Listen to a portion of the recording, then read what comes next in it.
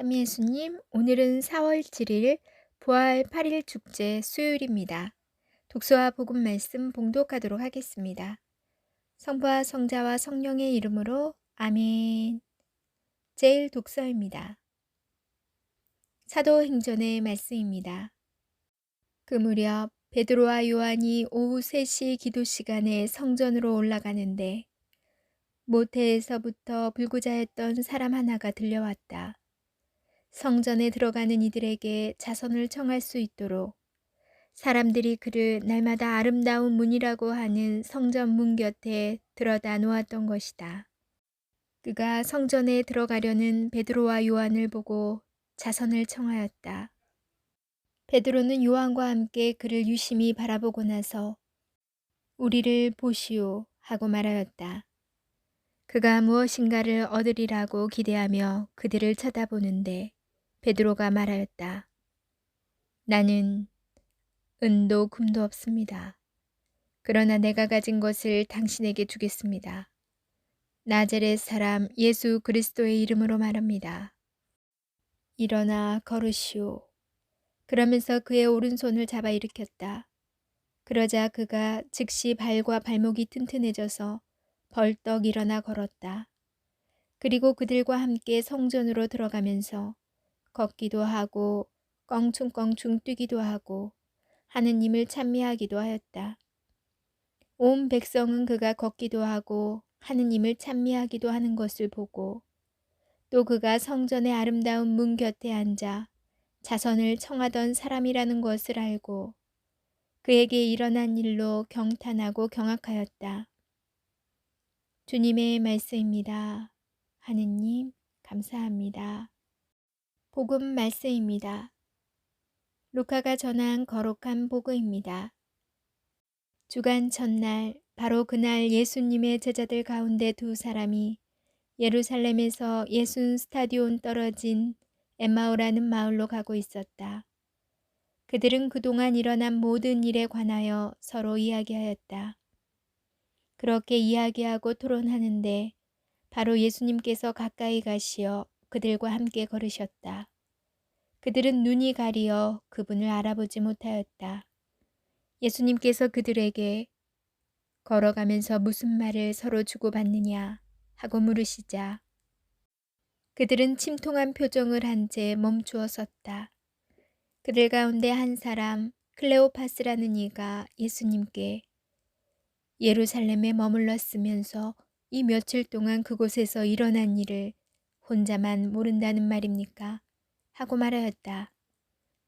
예수님께서 무슨 일이냐 하시자 그들이 그분께 말하였다. 나자렛 사람 예수님에 관한 일입니다. 그분은 하느님과 온 백성 앞에서 행동과 말씀에 힘이 있는 예언자셨습니다. 그런데 우리의 수석 사제들과 지도자들이 그분을 넘겨 사형 선고를 받아 십자가에 못 박히시게 하였습니다. 우리는 그분이야말로 이스라엘을 해방하실 분이라고 기대하였습니다. 그 일이 일어난 지도 벌써 사흘째가 됩니다. 그런데 우리 가운데 몇몇 여자가 우리를 깜짝 놀라게 하였습니다. 그들이 새벽에 무덤으로 갔다가 그분의 시신을 찾지 못하고 돌아와서 하는 말이 천사들의 발현까지 보았는데 그분께서 살아계시다고 천사들이 일러주더랍니다.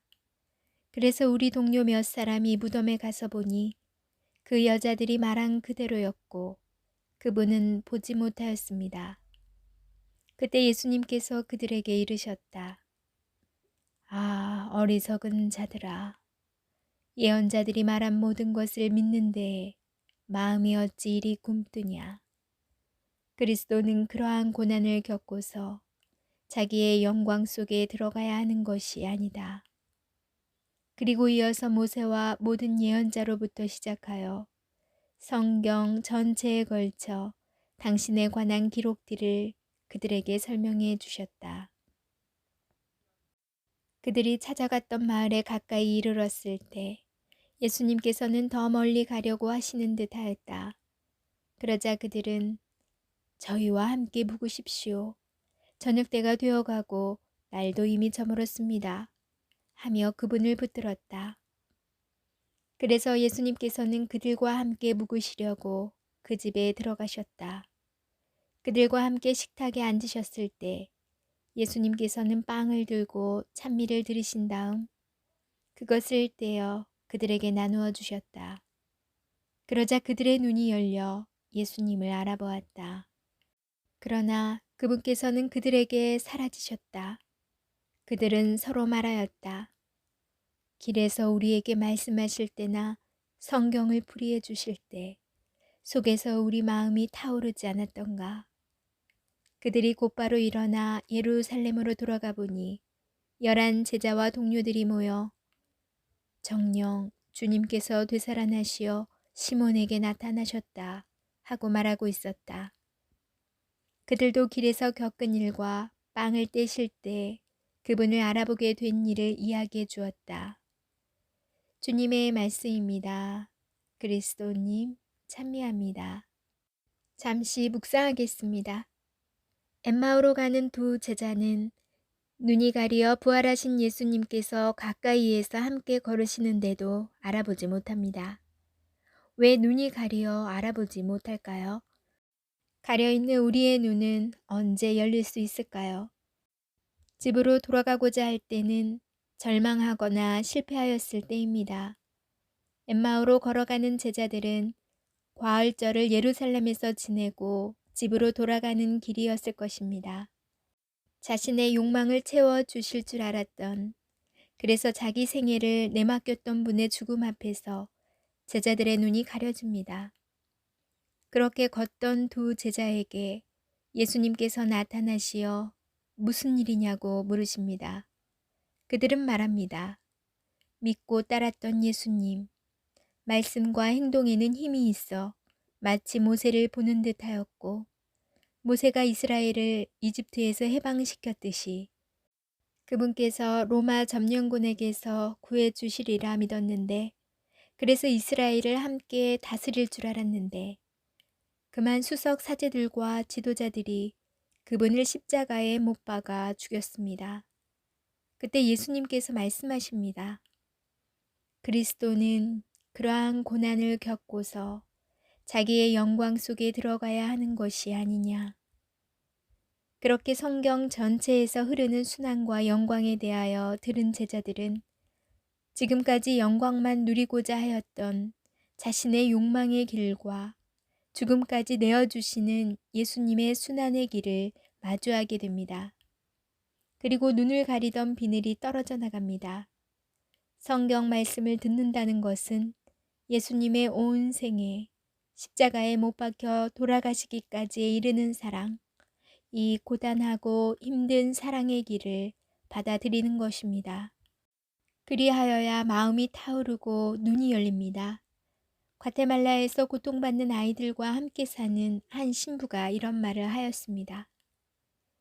언제 집으로 돌아가고 싶냐면 내가 아이들한테 어떤 마음으로 함께하고 일했는데 어떻게 나한테 이럴 수 있지? 하는 생각이 들 때예요. 그때마다 예수님께서는 내게 이렇게 말씀하십니다.